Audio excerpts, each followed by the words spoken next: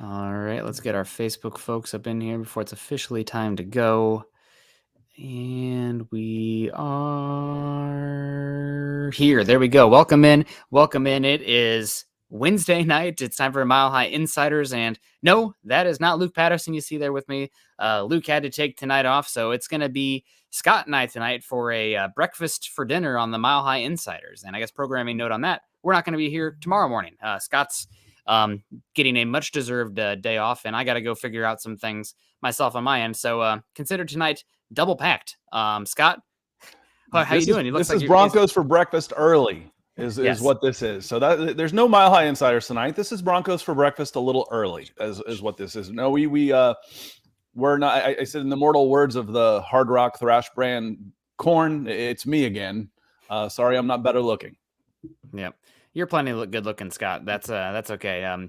But good to see everybody in here. Welcome in Wednesday night, Mile High Insiders. I don't even what day of the week it is. Who knows? But one thing we do have a constant here. Dylan Von Ark's coming in saying, "Sup, Broncos country." Make sure you guys hit that like button on the way in and subscribe if you haven't already over on YouTube. We also got the one and the only Kathy Lund, who is just a consistent contributor to the channel here. We appreciate you, Kathy, coming in saying, "Howdy, Broncos fam. Nick and Scott, thanks in advance for an amazing show." Oh, man, she already gave us the compliments before we went going. We can call it. So much pressure. There's so much pressure now. Man, I don't know. We'll see if I can perform. And Kathy also comes in and says the start should go to Rippon. He has far more offseason rust to knock off than Johnson. Go Broncos. We got the Jay Valentine. Jay, I think it's been a second. He says, give Rep the second team offense and Johnson the third, only fair. And also we got the Paul's Anna's neighbor coming in saying Johnson should start. Derek Terrell coming in saying ready for a good show. Let's go Broncos. More pressure. That's great. Derek, what's that avatar? Can't quite tell what that is. It looks like it's like a Broncos American flag when I made it full screen. I'm curious. Okay. Yep. We got our guy coming in here. Where it is at? Jay Kozad. Houston tried to poach Rippon last year, and we upped his money for the practice squad. Not quite. Jay, I saw you come in here, real quick, saying, on something like this, there's no way they keep three quarterbacks on the 53. They actually promoted him to the 53 last year was how they kept. So last year they did keep three quarterbacks. They promoted him from the practice squad because they didn't want to lose him. That was the only way they could keep him. So there is a chance they keep three on the 53 like they did last year.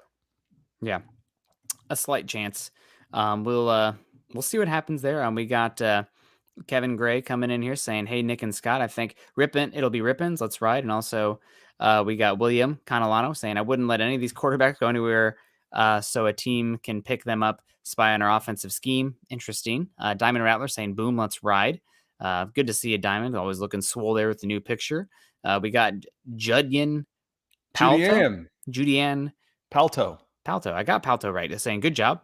Thank you. We didn't do anything, but appreciate it." George she thought we'd get her name right. At least close. Looks like Judianne Palto. Judianne. That's a cool name. George Cheney.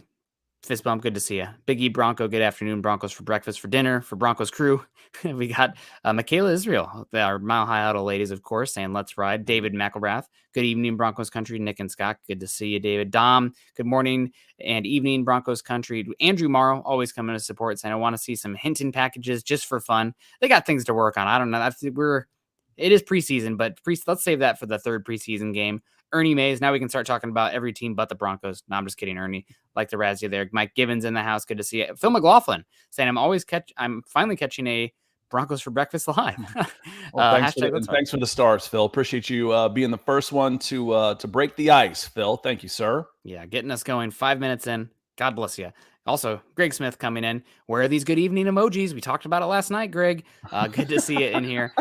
Chase Wellner. I see Scott is filling in today. Good evening. Absolutely. And we also got Michaela Israel coming in saying, honestly, I don't think Rippon looks on the same level as Johnson. No question in my mind. Finally, Alvin and the Chipmunks. Hey, Nick and Scott. I say let Rippon rip it. So, Scott, before we get going on this, or not before we get going, right when we get going, what are your thoughts? We had Nathaniel Hackett today talked about the quarterbacks, asked who would be playing. They'd be playing the same amount. And he said, we really haven't talked about that exactly. I think it's for sure going to be split one way or the other. We just haven't decided and made it definite on which way we are going to go there just yet. So who's it going to be? Do you think there's a quarterback competition for the number 2 spot? I do not. I do not really either. Yep. So do you feel that Josh Johnson needs more work in order to be ready for the number 2? Should he be called upon? I no, but I think that they need to play the quarterback that they feel is the more competent and versatile to help work on the pieces around the quarterback. So Okay, we are in trying order to to give the evaluate. other guys a better look. Yes, Okay, exactly, and that's fair. better reps. Okay. Do you think there's a trade market for Brett Rippon should they decide not to keep 3 quarterbacks on there? No. Okay. So all those, every question that you just answered from my point of view says play Josh Johnson more. That doesn't mean that's how it's going to run out.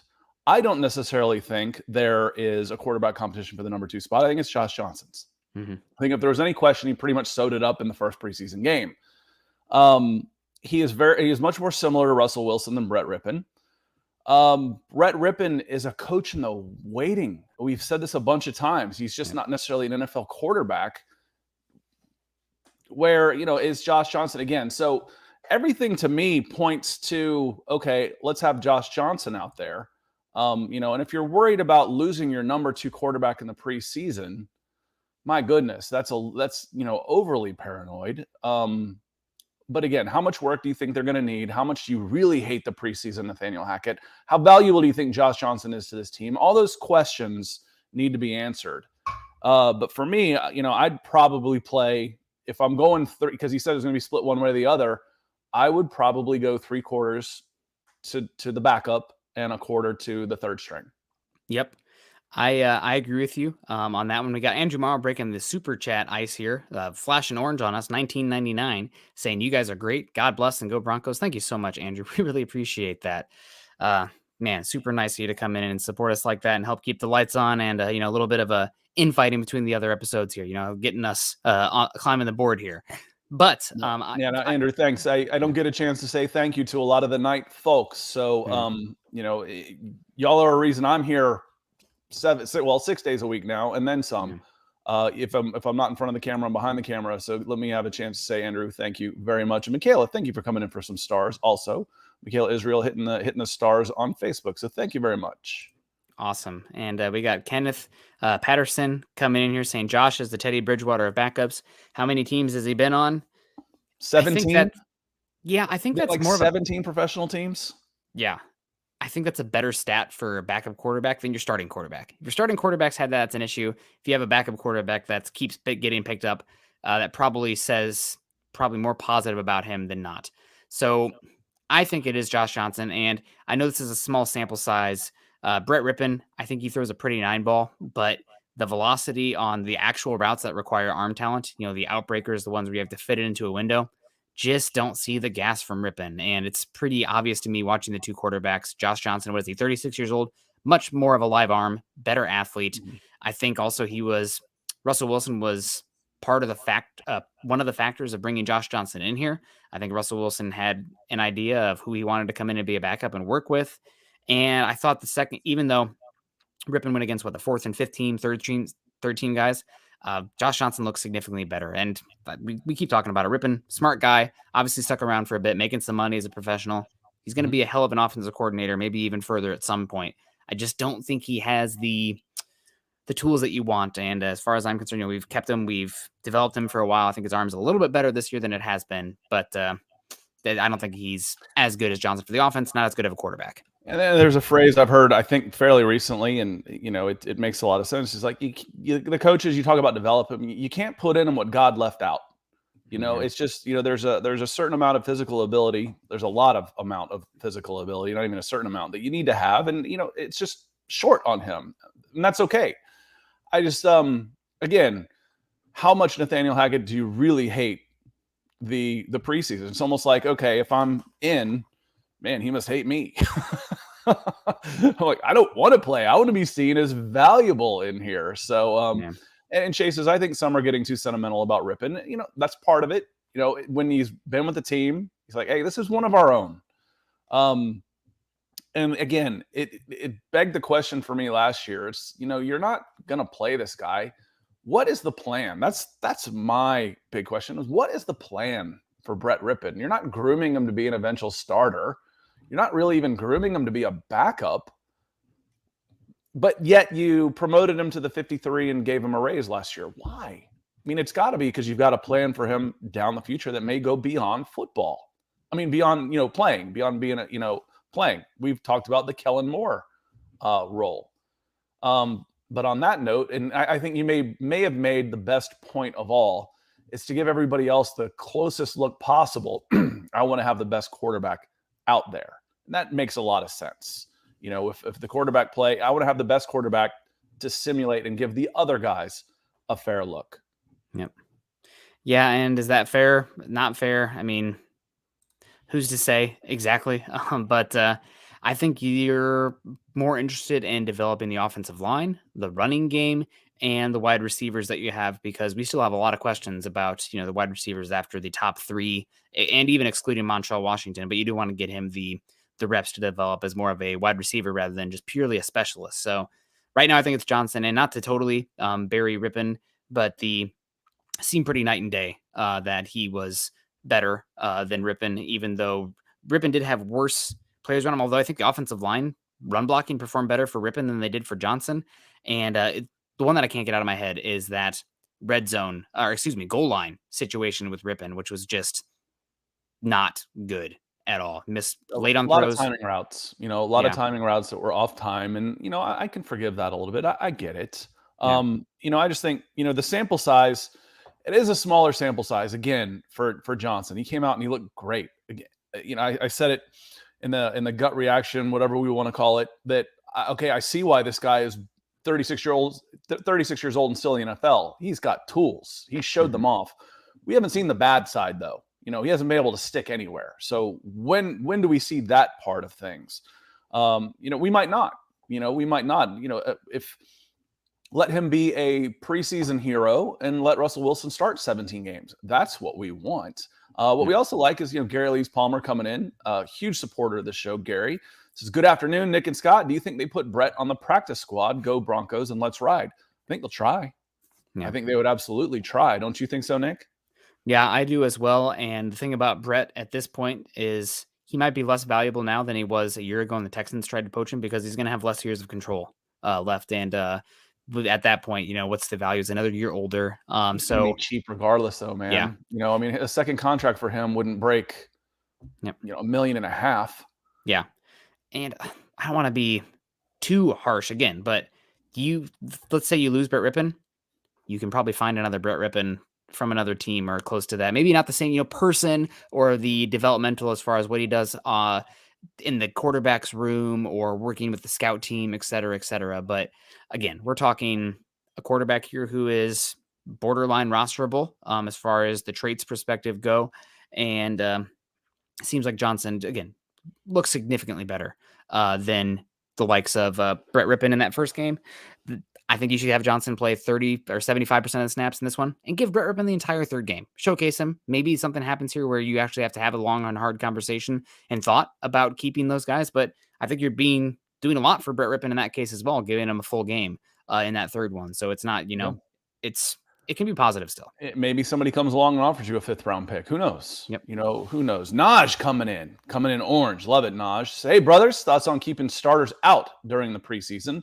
Also, what was up with that poor rushing performance versus Dallas? Was that on the backup offensive line, the scheme, play calling, all of it? Appreciate you, bros. And we appreciate you too, Naj. Looking forward to hopefully getting out September 25th for the meet and greet. I'm looking forward to coming out and hopefully get to meet the living legend in Naj Althoff. So thank you, my friend. Yeah, thank you so much, Naj. That's really supportive, and God bless you, man.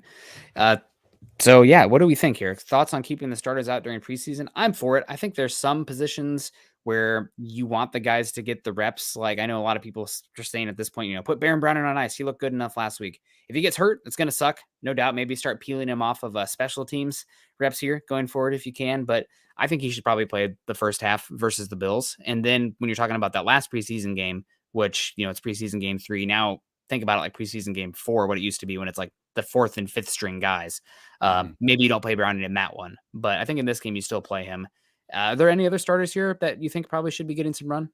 Young players I'd like to see out there, guys maybe changing positions, getting some work. Graham Glasgow could end up starting. I'd like to see him get some more work at center. That's something we want to hit on hit on during the show. He got his first. Graham Glasgow looked good of the Yes, backup offensive line, and I want to touch on that for Naj. The poor rushing performance. To me, the X's and the O's are more important, are not as important as the Jimmies and the Joes as far as scheme goes. The left side of that offensive line, when Dallas was selling out to stop the run, were players that you don't want to see take a snap for the Denver Broncos. I think it was Zach Johnson and Quinn Bailey at left guard and left tackle. I think your center, was it Wattenberg, started at center as well. Rookie. He's not a second-year guy. I'm already getting confused. These guys are starting to blend together in my old brain. He was drafted this year. Yes. Wattenberg. Yeah. So in the 5th round. So you got rookie center. I'm down to one bar. So if you need to interrupt me, take over.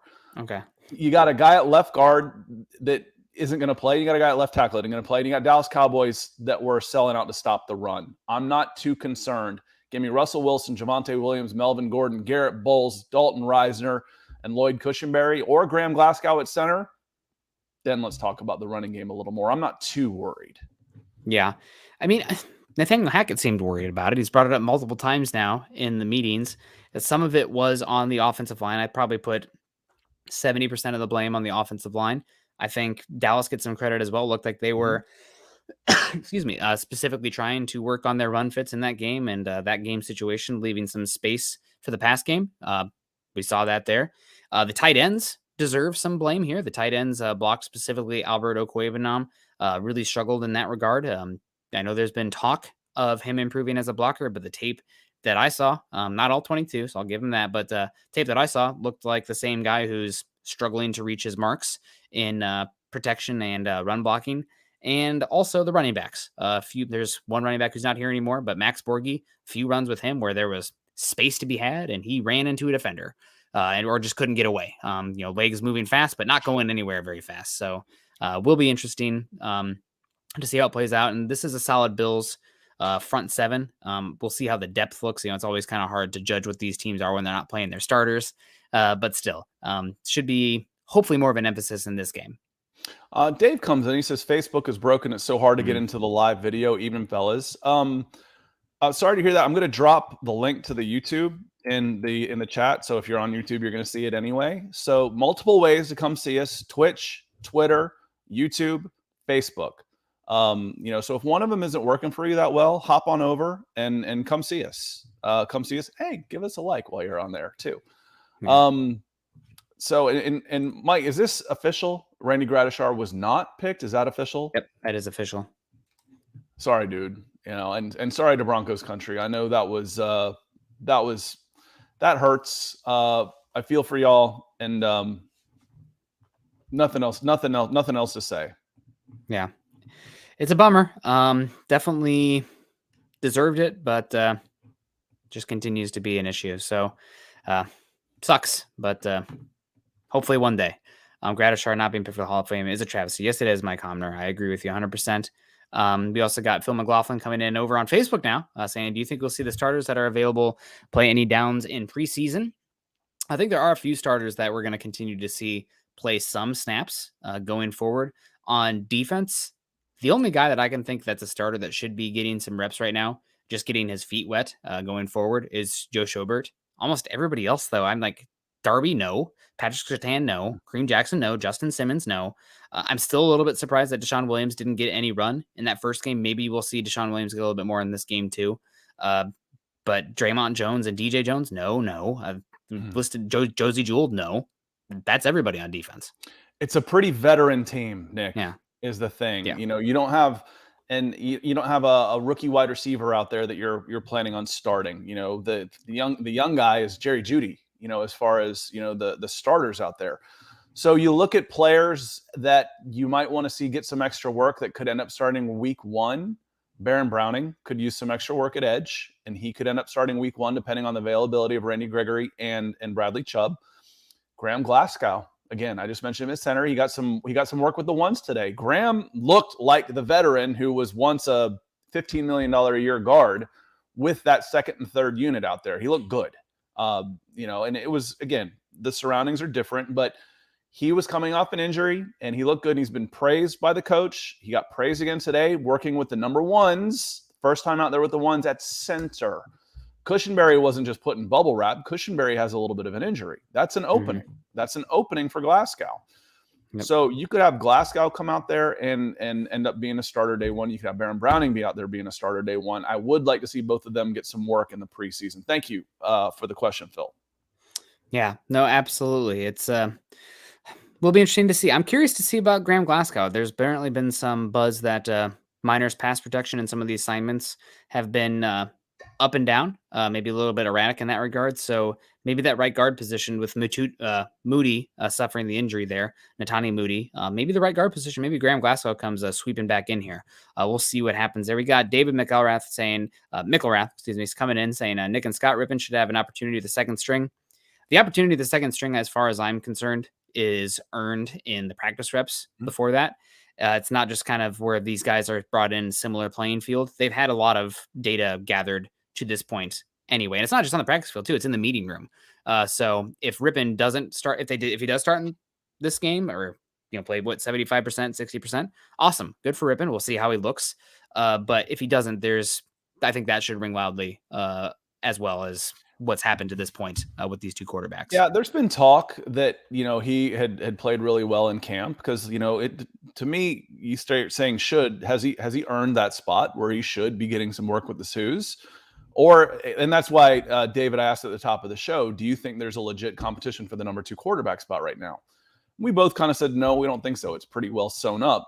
Well, if you've got your number 2 entrenched, there's really not a huge reason for my number 3 to be playing with the 2s. That's just not how it works.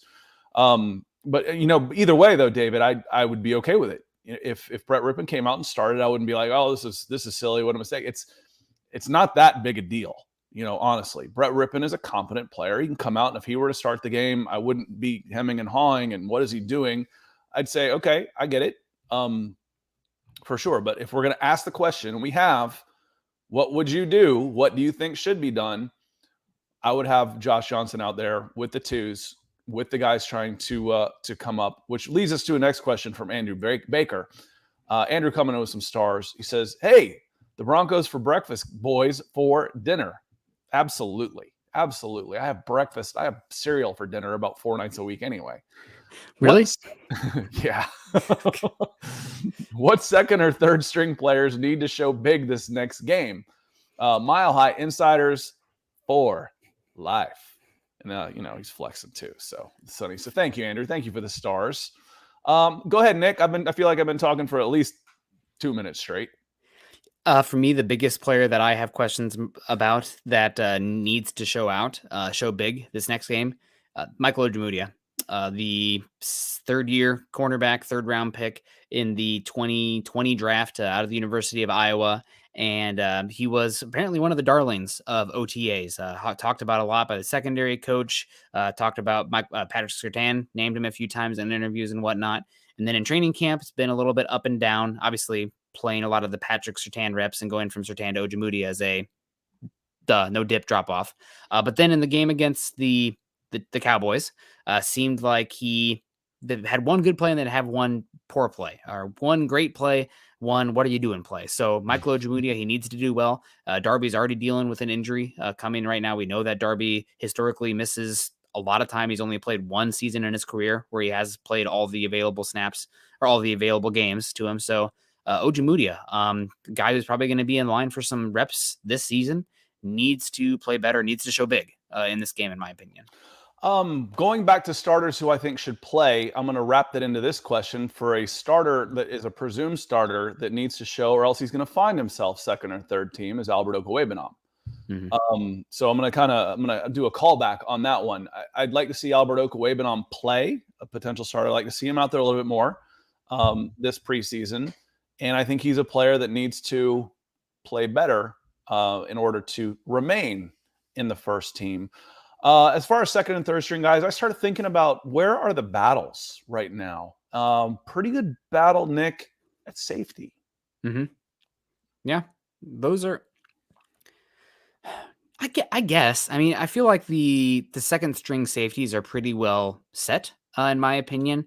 It seems like J.R. Reed is probably the fifth guy in that room, with PJ Locke being the first like 2 deep safety to come in and Caden Stearns being that primary dime backer. So it's like enough dichotomized They're positions or like different roles enough that you don't think that PJ Locke and Caden Sturge are in competition for playing time. I think they are a bit. Okay, and for me, that's what Yeah. I was alluding to. Yeah. Was I feel like there's a decent battle going on between those two players, but if they're going to be in completely separate roles, maybe not. Well, they Maybe both not, started but at too high, but then you saw Stearns roll down to dimebacker early on. So I guess my big question is, if you do lose one of the safeties, knock on wood or whatever, football gods don't do it. But if you lose one of your safeties for a bit, who's the first guy to come in? I don't know, but it does seem like at least Stearns has more pathways to the field because they were using him in dimebacker more. and there is a hell of a battle going on at the wide receiver position. Yeah. Brandon Johnson, Seth Williams, Jalen Burgel are all guys that are fighting for a spot. So those are 3 more names I would take a look at. Appreciate the question, Andrew. Yeah. Kendall Hinton as well, unless you think that he's sewn up a spot already. I don't think that. So I agree. I agree with you. I feel like, we've got 5 that we feel like are pretty safe. 1 for sure because of special teams, Montreal, Washington. Otherwise, you're talking It's 4. You're talking right? Sutton, Judy, Hamler, Washington. So 4. Yeah, you're right. 4. And then after that, then there's a battle for those for the remaining spots. Yeah. And C. Chang comes in. He says, "Do they cut Ben Braden?" I believe that was the move that was made on Monday, in order to make room for the new signing of Joe Schobert. So I believe that's what that did happen already. Yep. Absolutely. And Dylan answered that. Actually, it was you have to phonetic this one out for me. It looks like Nathan when I'm glancing at it, and I know that. So it's Mr. Noble, Mr. Noble. Nathaphon, I don't want to mess it up too much, but you're in here a lot, and you're a big contributor to the show. I want to get your name right. Malcolm coming in from Alaska, way north. Then this feels like back to back. So Malcolm is back. Malcolm takes off season off, but we're back to football, and Malcolm Brown is back. Great to have you back in here, Malcolm. Yeah, thank you so much. So getting back to, did you want to talk about the interior offensive line here? Lloyd Cushenberry, Graham Glasgow, like you said, Glasgow you thought looked pretty good in that preseason game. Right guard, center, et cetera, et cetera. Is there a chance that Cushenberry's position could be in trouble? It seems like early on, Cushenberry is getting all the love, but let's be real. Cushenberry the last 2 seasons has not been a great center, but progressed a little bit, but not a great center. Some questions about his movement ability in the run game, some questions about his ability to take on power as a pass protector. And if Glasgow's looking solid, is there a chance that, again, Cushenberry being injured, maybe getting Wally pipped? There it is. The phrase I've learned over the last 12 months, it's the best ability is availability. And if you are not out there, there is enough depth and talent on this team that you're going to get pushed. So Lloyd Cushenberry might not have anything to worry about his starting spot if he's out there and he's healthy. But if he's not out there, it gives, Graham Glasgow, again, was once one of the highest paid guards in the NFL, interior offensive lineman, for a reason. He's got some ceiling to him. We haven't seen the best of Graham Glasgow, but but Lloyd Cushenberry is not exactly an untouchable force either. We're not talking about Alex Mack in his prime here. No. He's gotten a lot of love and praise, but he's definitely not untouchable. Do I think he's still in the lead considerably? Yes. Mm-hmm. Him missing time opens a door for sure. Yep. And Graham Glasgow is expensive, but because of the restructure of his contract, I think prior to last offseason, it makes it almost impossible for the Broncos to have any benefit of moving on from him. So unless somebody trades for him, that's a benefit. You're not going to save much cap-wise moving on from him. And we got Swerton coming in here on YouTube saying, sorry, as a lifelong fan, I'm not excited about another fill-in 33-year-old quarterback. We need another John Elway, 9-8 record maybe. Interesting. This is a 9-8 is possible. I'll give you that. But I don't think it's because Russell Wilson is a fill-in quarterback. I think that's a massively underselling his ability. Maybe he's not a top 3 quarterback in the NFL. Maybe he does have some limitations because of his height. Not working in the middle of the field as much, pretty reliant on the deep ball, et cetera, et cetera. Maybe some broken play, jambalaya going on there where maybe in structure is not as replicable, but there's going to have to be an evolution with him somewhat, and could be happening here with Hackett. But as far as a fill-in 33-year-old quarterback, I mean, Tom Brady just turned 45, right? Like, it's 33 is not old for the quarterback position. Well, and what's interesting is the conversation we were having last night was with guys coming in and just immediately throwing out trolls and, you suck, blah, blah. I'm like, man, if you're going to troll, put some effort into it. Come in a little more subtle. So I don't know if this is a troll or not, but it's better. This is better. This is how you troll if you're going to come in and troll.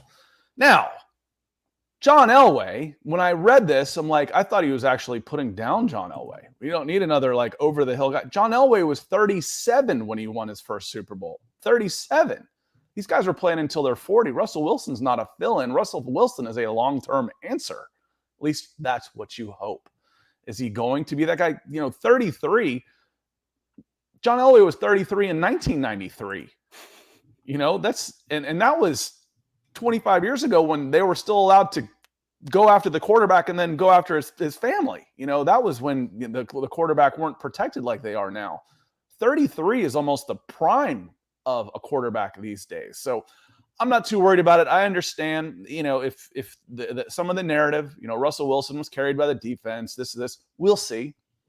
I think he is a hell of an upgrade over what you've had. And if you put a hell of an upgrade on last year's team with better coaching, attitude, and everything, you're minimum 10-7. So that's not too far from 9-8.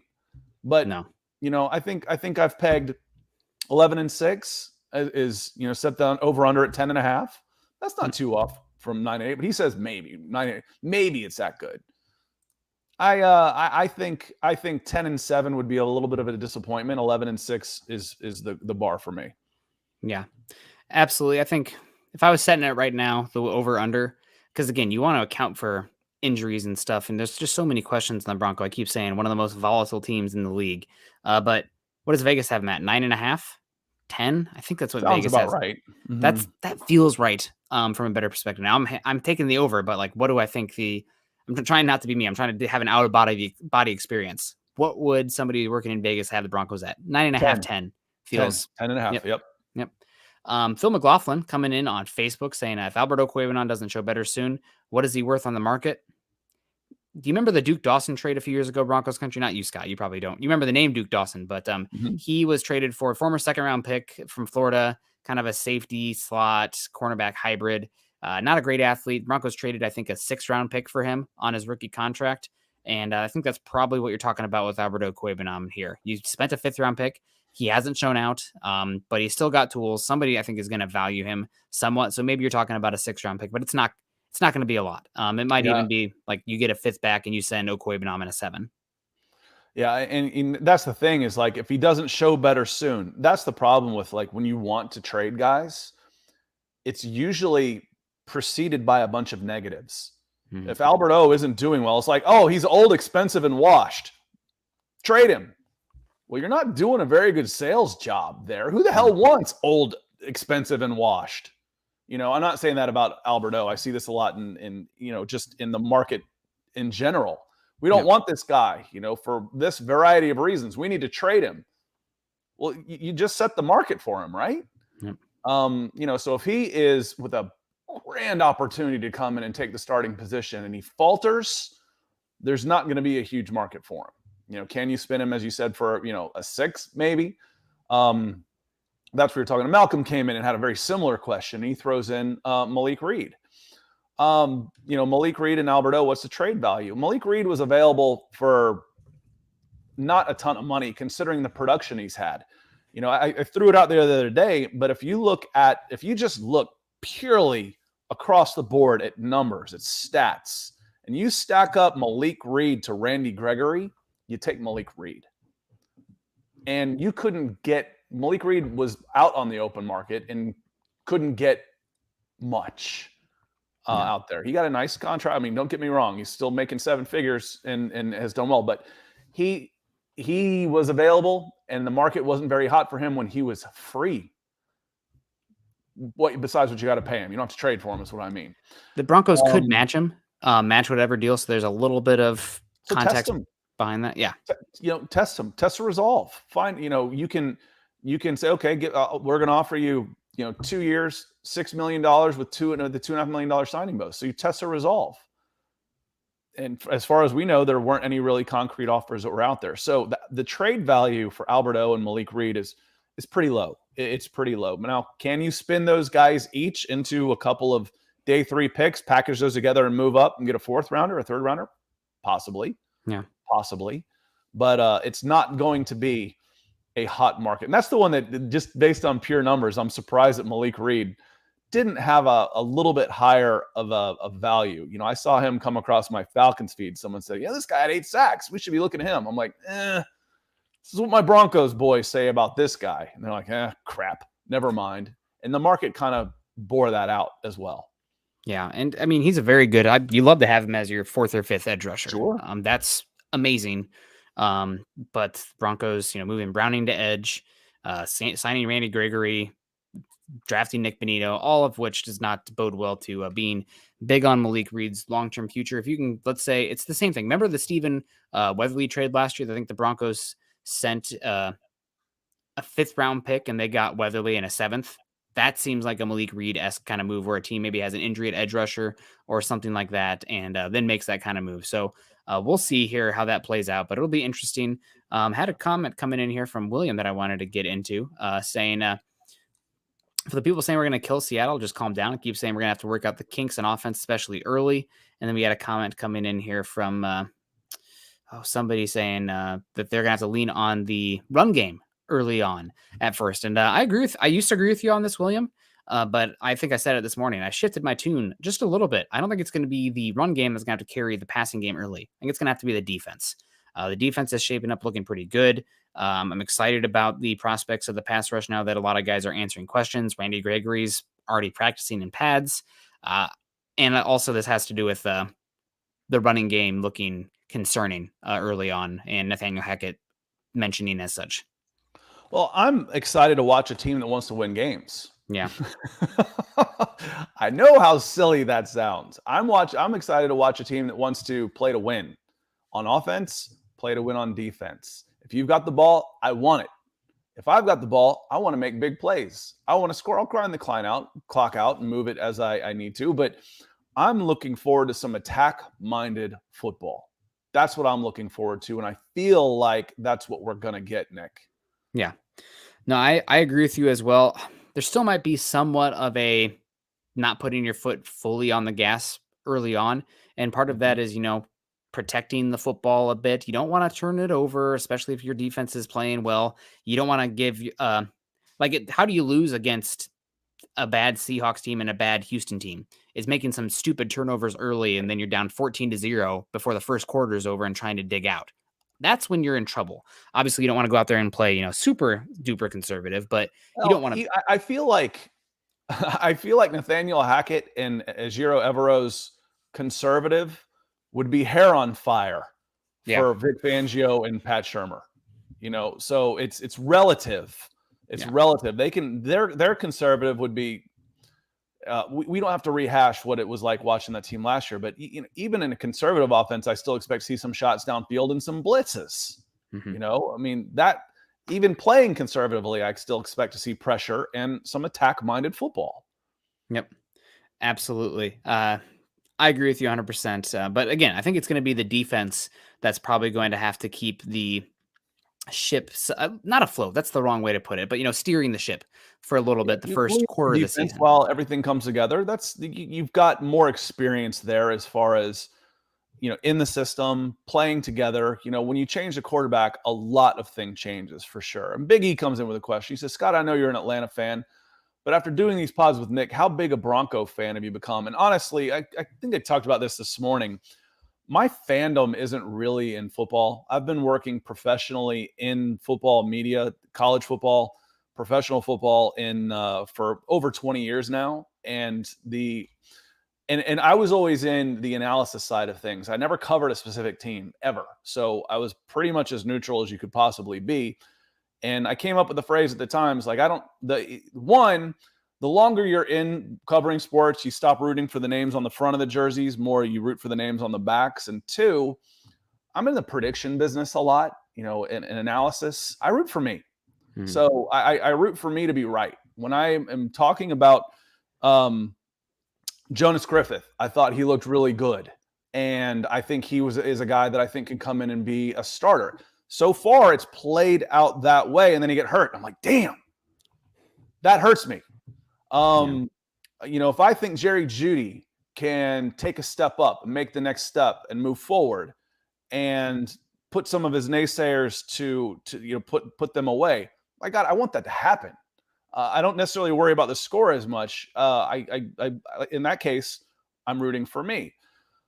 In this case, I'm rooting for you and folks like you, Big E, because I'm part of this community, and this is a lot of fun doing this all the time. So I'm rooting for you to be happy, which in general is going to mean the Broncos winning. And it's a lot more fun. Last year, I had fun at being part of this community, but the team itself was pretty miserable. The football was boring. Vic Fangio was a curmudgeon. The quarterbacks was a discussion of, a lot of gnashing of the teeth about two guys that weren't very good. That's not all that fun. No. This is a season I'm looking forward to, and I'm looking forward to spending it with you, Biggie, and Dave Glassman coming in on YouTube. Thank you, sir.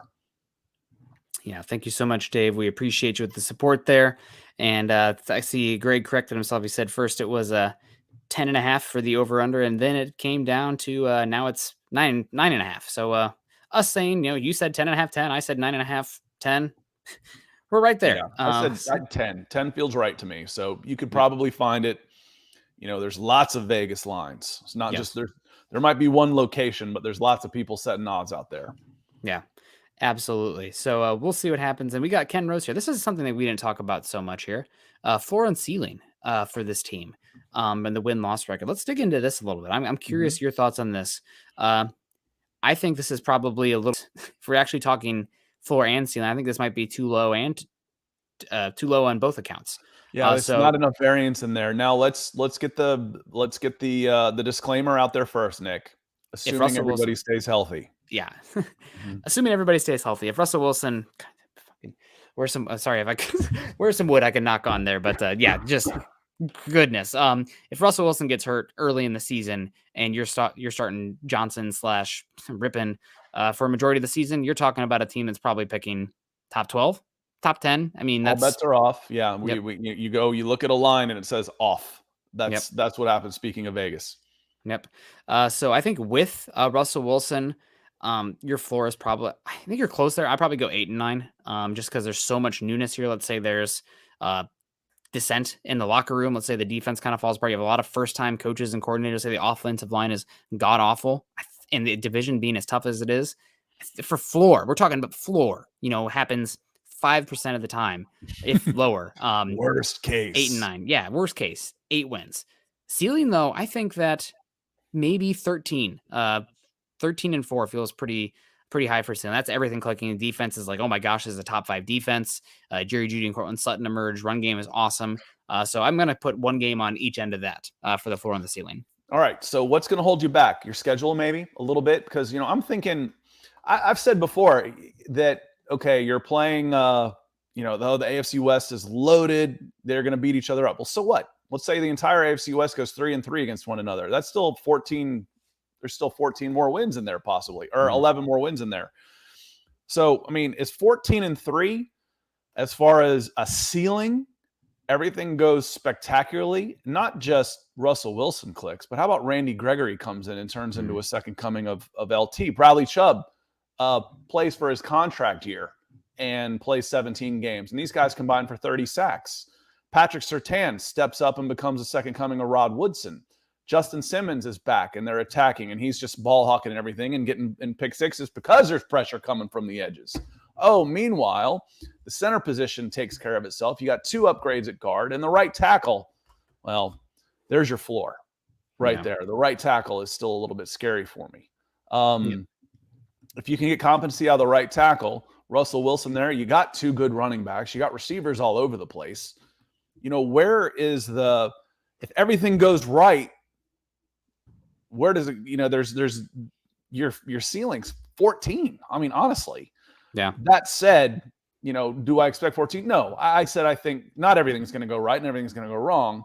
I like 11-6. 11-6 sounds about right for me with this team. We'll see. We will see. Oh man, we will see indeed. It'll be interesting to see how it plays out. Clayton coming in here with the support. Thank you, Clayton, over on Facebook. Good to see you, Clayton. And Clayton also saying 13 wins, baby, is the ceiling. So we're gonna see. And also Zebulon saying, you mean Seattle picks top 12? That would be disappointing. Yeah, I mean the Broncos pick, which they don't own, but the pick associated to their record would be top 12 if Russell Wilson goes out Yeah, early. we'd like to send them a 31-32. Anything in the 20s, I'm not going to be complaining too Who much did they about take it. with that pick last year? I don't remember. Charles Cross. Okay. The returns on him are fair, have been fair. Early. Yeah, the early returns on him have been fair, not spectacular. I'm telling you, Nick, the guy that crosses my timeline, and it's probably because I've clicked on it, so the bots and the algorithms send it to me again, is Sky Moore, Kansas City Chiefs. Sky Moore hits my timeline every single day as a trending topic. He's going to be one to watch out for with Kansas City. Yeah, and Kansas City did suffer an injury today. Mecole Hardman was carted off. I also know Chris Jones got hurt, so we'll see how that plays out. Kansas City's going to be a lot different this year. I don't know if you watched the Kansas City game early on, but they came out in a lot of 21 personnel, ace, in their first game with a fullback and a tight end in there. So a lot more bunch there, trying to get guys in the box and get more space in the boundary. It's an evolution. Teams have to go through evolutions. The Chiefs had far and away the highest two high safety looks last season, the lightest box count, and they still struggled rushing the football. I think it's one of the reasons the Chiefs offensive line graded so well. It's because they didn't have to block as many guys. So their efficiency numbers came out pretty well in those advanced analytics. Still a good offensive line, but far and away the best in football. I don't know about that. But we got Charlie Dominguez coming in here over on Facebook saying how many teams in division will make the playoffs. I'm going to go 3. Yeah, I think so. I think only 3 can make it, if I'm not mistaken. Like, that's the max. You can't have all 4 because there's not. I think enough you can spots have all available. 4 with the additional. I think the math, like, it's never happened, but because there's 7 teams now in there, I think it is theoretically possible. It's just not. For some It's reason, I beyond thought we had talked improbable. ourselves out of that one. 3 makes sense then still. There's a lot of question marks in there. And Craig Smith says, doggone it, Scott, I was feeling it until you said right tackle. You saw that, huh? You felt it as I was running through. Oh, yeah. Right tackle. Right tackle's still a bit of a problem. Malcolm doesn't think so. He says, blah. Right tackles will result in good blocking tight ends getting snaps. That takes away from your dynamics a little bit getting down the field. If I have to put in a blocking tight end, it might mean I don't get to use as much Greg Dulcich when he's healthy. Might mean less Albert Okwuegbunam, because I want Okwuegbunam getting down the field. I want him using that size and that speed and that physical mismatch in the secondary. It's diabolical watching tight ends get into the secondary and just trucking guys and 4 guys, just they're pulling them. It's one of my favorite things about football. I'd like to see that this year. The bigger problem you have on the offensive line blocking, the less you're going to see from your tight ends and your wide receivers, because you're going to be playing less 11 personnel in that scenario. And also it probably means that your running backs are going to be less dynamic in the pass game because they're going to have to be kept in to help chip and whatnot. So definitely it limits, hopefully Billy Turner's healthy. And also you hope that the usage of RPOs and speed outs will somewhat negate the threat of that edge rusher. The edge rusher is going to have to be a little bit more disciplined because the ball could just as easily be in the running back's belly. And if he crashes too hard in, I lost my contain. And now Javonte Williams is one-on-one against the safety. So hopefully that results in a little bit more discipline from the pass rushers more than we've seen over the last few seasons. Part of that is the offensive style changes, scheme changes. Part of that's Russell Wilson coming in here, being a different type of quarterback, mobility-wise. But right tackle is definitely a scary position. And reading between the lines a little bit, and talking to some people that are more in the know than I am, even though this is Mile High Insiders, not George Payton's son or something. Doesn't sound like Calvin Anderson has run away with the opportunity. We can see it on tape, but even more so behind the scenes. So adds to the right tackle concerns. He's a stopgap, and Billy Turner has been activated, but already wasn't there for personal reasons today. That's just another day missed at right tackle. So we need Tom. We need to see Tom Compton and Billy Turner in there competing for us to see the best out of these Denver Broncos. That's how it's going to be right now, because I don't see any other help coming in. I think Bobby Massey's still out there right now. Pretty Wasn't sure great, he is. Pretty but sure he is. he started over Anderson last year. I don't think he's a great outside zone fit. But I Raiders. digress. Uh, Playoffs. There you go, Paul. that Paul was pretty Anna's good. neighbor. So what's your Pretty name? good. If you're Paul Anna's neighbor, I don't care about Paul Anna. I care about you. I mean, it depends who Paul Anna is. Maybe I do care. Big E Bronco coming in saying Nick Palace. Sarah said Pittsburgh Steelers are going to trade Mason Rudolph. Would you consider at all bringing him in if we trade somebody that we're going to cut player for player? Player for player trades don't really happen. Not interested in Mason Rudolph. So I don't think Is he's. Nick Palacero one name? That's what threw me off. I think he probably did voice to Or text there. I think Palacero is. No, Nick Palacero. Yeah. Nick Palacero. Nate Palacero. Nick. Okay, I got it. Yeah, it's Tom Palacero. Yes. Tom Pelissero, who is really close with George Payton. Okay. I don't know. Either way, confusing. That threw me off. I was afraid to click on that one. Who's on first? What's on second? No, yeah, absolutely. All right, funny story real quick. Okay, let's do it. Speaking of voice to text, I was using voice to text. I was texting my wife. I'm at a baseball game, and there was a young dog that was next to me. You know, not quite a puppy, but not anyway. So I send whatever I'm sending to my wife, and before I hit send, this dog comes by me. I'm like, you know, and she's about to run out on the field. I'm like, no, sit down right there, baby girl. And I had hit send. And that's what it says to my wife. I'm like, oh, screenshot. I'm live. I'm at a baseball game. Here's the dog.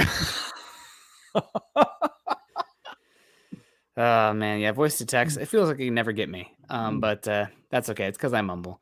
But, guys, I think it's about time we start wrapping up. Scott, before I get on out of here, one more question. I was discussing it in a group chat today. The positives and the negatives, the impact Russell Wilson will have on the Broncos offensive line this season. Overall, positive, I would say, but your overall thoughts, how does that work mechanically rather than just saying, oh, it's going to be good for the offensive line? What does that mean? What does it look like? The good for the offensive line will be the positivity in yards and touchdowns and scoring. The negatives might be you might end up having a couple extra sacks because he's extending plays and he's getting greedy and trying to be down there. So you're like, okay, I'm the tackle. You know, I need to hold my block for X amount of time. Well, if he breaks contain and he ends up giving up a sack, it goes on me. You know, that could be a negative. You could end up having more negative plays, but that's a trade-off you'll take, you know, for the positive plays. So it is a trade-off. So those would be the negatives that you would have is you should have more, you could have more negative plays, but the net gain is a hell of a lot more points, offense, production, et cetera, et cetera. Yep. 100%. So you hit on some of the points, but my thoughts are it's a little bit harder for the offensive line because the landmarks are not as consistent with the pure pocket quarterback. You know where that guy's going to be. He understands the space. So now you have a quarterback who's going to be a little bit more playing with jazz music in the pocket, so to speak, and that makes things harder for the offensive line in that regard. So it's going to be more, again, high variance there. One positive here that you really hit on the passing blocking perspective, but I guess the run blocking to me. Last year, I think the Broncos had the highest rate of stacked boxes, 7+ guys in the box of any team in the NFL. And that should change dramatically with Russell Wilson. No quarterback over the last 10 years has been as efficient in the deep pass game. And now that could be some issues in itself for Russell Wilson. I think Russell Wilson was one of the worst quarterbacks in the NFL against cover 4 coverage specifically. Part of that is selection bias because the team that plays that the most was the San Francisco 49ers. Russell Wilson didn't look good against 49ers. 49ers have a good defense. So therefore, Russell Wilson looked worse against cover 4. Okay, here you go. A small sample size sport. That's what's going to happen sometimes. The other one here, we kind of talked about it earlier. The pass rushers are going to have to play much more disciplined, rushing their lanes. They cannot cheat in a gap because if they do, Russell Wilson's going to squirt through and extend the play. So it means that you have to play through your rush lanes rather than cheating one way or another. Helps the run game, helps the pass game, helps the offensive line. No, the fact that your defense has to respect the run and the pass is just, again, I summed it up in one ball. More yards, more productivity, more scoring. You've got a little bit more nuanced on this. The other part I think that you should see that you don't, we've talked about this before, is the pre-snap reads. I feel really good about the pre-snap reads and the adjustments that he's going to make as opposed to what we've seen in the past, at least in the past year. You know, before I'm going to stack the box and see if you can throw it beyond me. if you want to throw it all, forget the pre-snap read. We're going to send pressure and we're going to come get you. You can't do that anymore. You're not going to be able to do that against him. So Big E came in real quick. He says, yeah, I talk into my phone because I have Parkinson's and can't hit those buttons. We're glad you're here any way you can be. And I cannot type on glass. I cannot. I don't know where a phone thinks my thumbs are, but it evidently isn't. Every once in a while, I'm like, you know what? The hell with it. I'm not going to correct it. I'm just going to start sending texts like this, and people are going to think I've had a stroke. Big E, we're glad you're here. We're glad you're here. And Mike Givens coming in as we're getting close, saying thank you. You're the best. He means you. He means you, Nick. You're the best, Mike. Appreciate you coming in. Very, very generous super chat coming in, Orge. Thank you, sir. Yep, absolutely. Well, guys, once again, we'll tweet it out, but no building or Broncos for breakfast tomorrow morning. We're going to give Scott a chance to sleep for once in his life. And also I got some stuff I got to take care of as well. It's recreational, so don't worry about me. I'm okay. No, it's mostly on me. So yeah, Scott was very happy to hear that. Hey, I can't join tomorrow. Oh, thank God. But no, we'll miss you guys tomorrow, but you got us tonight. So if you're missing us tomorrow, guess what? Go back and listen to us again on YouTube. Start again from the top. We appreciate you guys. Make sure you're following Scott and I on Twitter. Scott is at Scout Kennedy. I'm at Nick Kendell, MHH. Also, make sure you're following us at MHI_pod. Also, at Broncos for Breakfast _pod, BFB_pod. Follow us also on Twitter at Mile High Huddle. If you haven't done so yet, join us on Facebook at facebook.com/Mile High Huddle and facebook.com/Mile High Huddle pod. And as the ticker says underneath, please subscribe, like, and share. Hit that bell notification on YouTube. And if you're on Facebook right now, go over to YouTube, make a YouTube if you don't have one, and join us on there. We are having apparently Facebook issues in general. And YouTube, I think, is a better pathway for us, more subscribers. So if you haven't done so yet, please subscribe to our channel, Mile High Huddle, over on YouTube. So that way, if things are buggy on Facebook, you can hop on over and still join us in the conversation and the chat, which is always so incredibly lively and informative. Yep, we'll see you tomorrow night. Chad will be back, so you don't have to see me again. At least we all hope that. Chad should be back tomorrow night with Zach on the Mile High Huddle podcast on Thursday night. Yes, sir. So everyone, we will see you later. Have a great weekend. Choose kindness and choose compassion. Go Broncos.